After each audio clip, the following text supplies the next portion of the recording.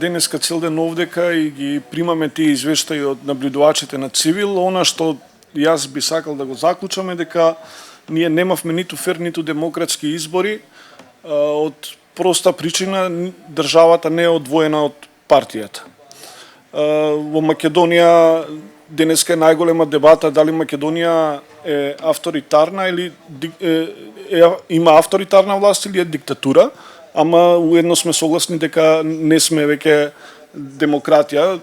Поделбата на властите во Македонија не функционира и е илузорно да очекувате во една таква држава дека некој ќе организира фер и демократски избори. Значи да заклучам дека немавме ниту фер, ниту демократски избори.